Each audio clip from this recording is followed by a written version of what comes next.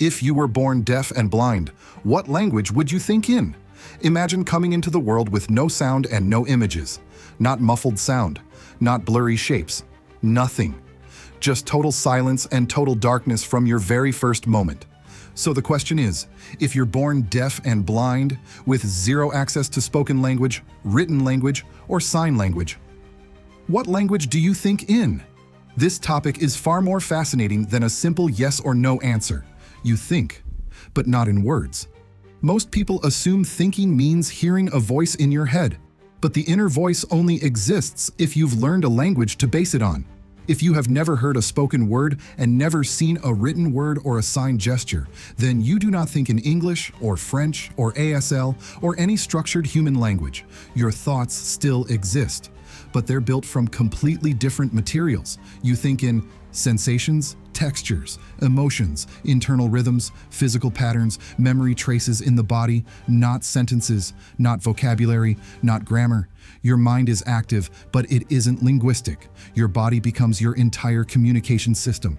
If you've never heard anything, you don't have an internal voice. If you've never seen anything, you can't imagine pictures, but you can feel hunger as a deep ache, warmth as comfort, pressure as safety or danger, familiar touch as recognition, vibration as movement in the world around you.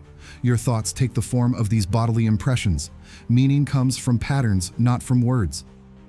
You don't think I'm hungry. You simply experience hunger as a raw internal signal.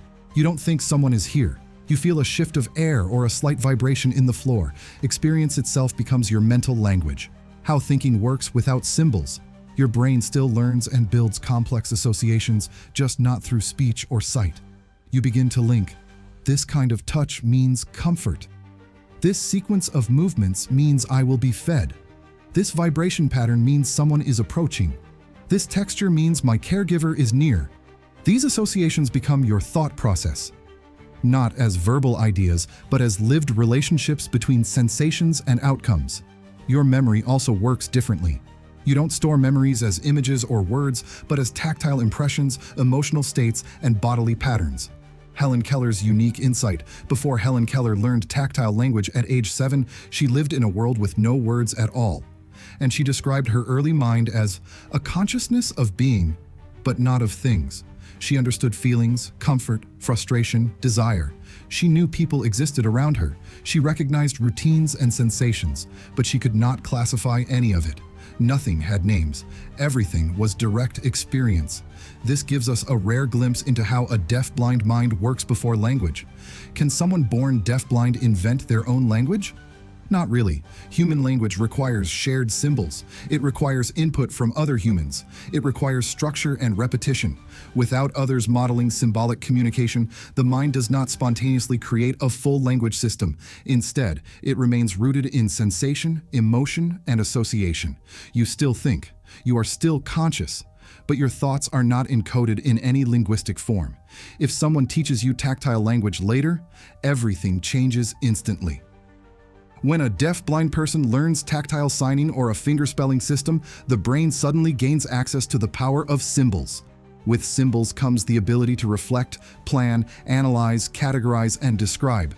Language opens the doors to abstract thought, complex memory, self-awareness, reasoning, imagination. Language doesn't create consciousness, but it reshapes it dramatically. Final answer.